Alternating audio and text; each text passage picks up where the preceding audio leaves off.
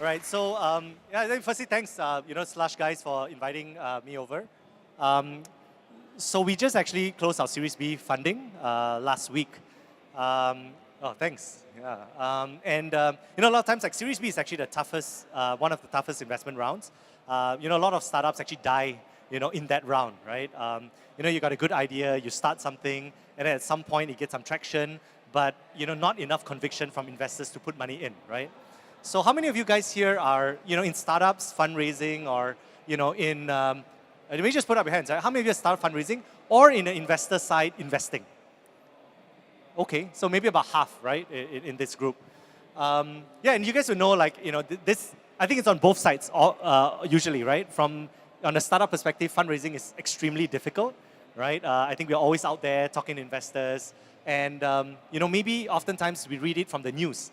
Whether is it Tech in Asia or E27, oh, this startup just raised 10 million, 20 million, 30 million, right? And then sometimes you feel like, oh, what are we doing wrong, right? So I thought maybe I just want to start off with, just a quick reflection, right? For us, it actually took us a year to close this Series B round, right? And then when I looked back, last week when we closed the round, I looked at how many investors we were speaking to, right? We actually got rejected 62 times, right, in that 1 year, right, to fundraise. So eventually we landed, one of the best fits for us for the fundraise. We worked really hard on it, and and we closed over 20 million US dollars, right? So I think for those of you, of course, who are fundraising, I think never give up, right? Because almost at a time when we thought we were going to run out of money and go under, we managed to kind of pull through, right? So I think just kind of starting off with that. And then, of course, I take a step back and said, okay, actually, what really helped us to fundraise, right? Or what helped us to, close the Series B?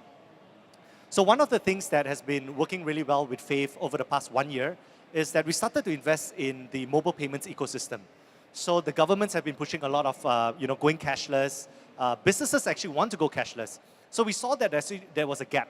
So the Prime Minister in Singapore last year was saying, oh, I want to see all offline businesses, all these food stalls going cashless. But there's actually no real value proposition for them to go cashless, right?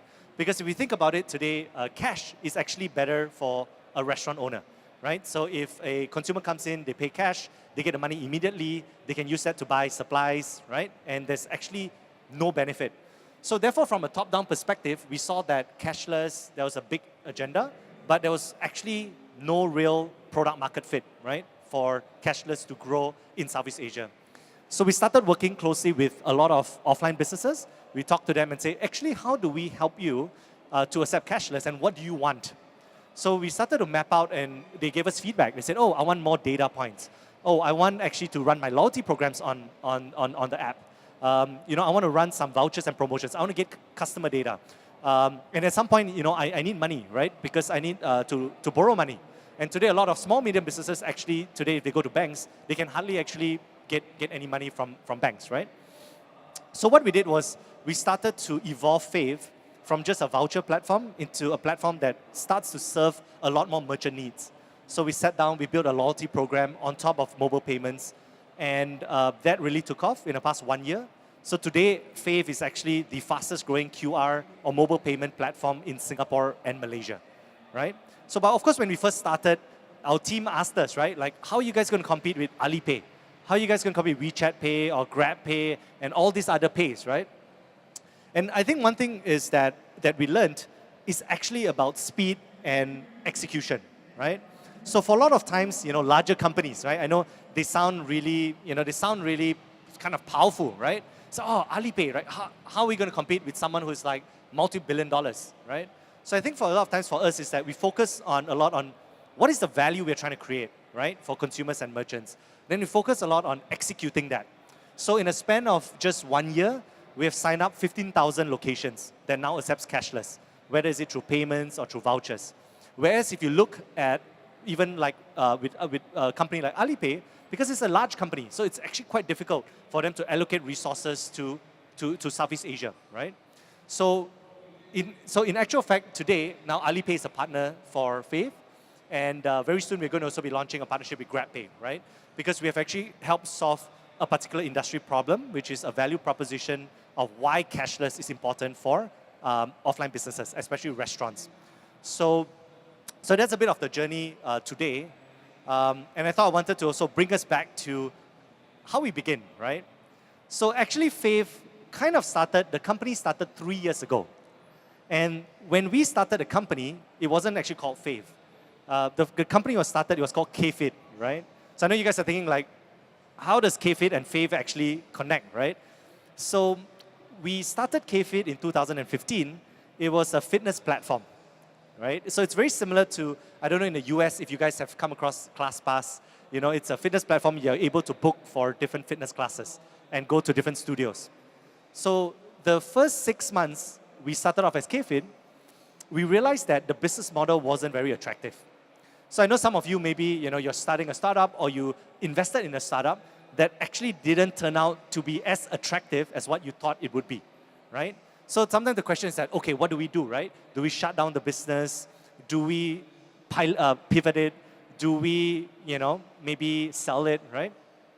And I think that one of the things that we have done over the past 3 years is we've pivoted twice. So the first pivot was actually from a fitness subscription. So KFit became Fave after the first year. Because when we realized the economics of the business wasn't working, we used the same platform, the KFit platform, and rolled it out as Fave. And then we started building more functionality on that platform, right? So I think that was a big pivot that we did as well. And we did it, you know, and at that point of time, it was very difficult because people joined the company as a fitness platform, right? And then the next day we were saying, hey, we want to go into mobile payments. We want to go into, you know, working with restaurants. So that was actually quite a big challenge. But I think a lot of times making the pivot earlier rather than later is actually more important, right? It's always very tough when you find that your business model is not working, right? And I know like you know, some of you guys have, you know, an idea now that you've been hitting the wall, right? For maybe 6 months, 12 months, a year, you're not getting any traction. So, so one of the things I think we learned as we part of this journey is that you feel that's really not working is to pivot as fast as possible, right? So I think in a nutshell, you know, maybe today what I probably wanted to share is around, I think firstly, fundraising is tough, right? And you know, you got to keep persevering and going at it.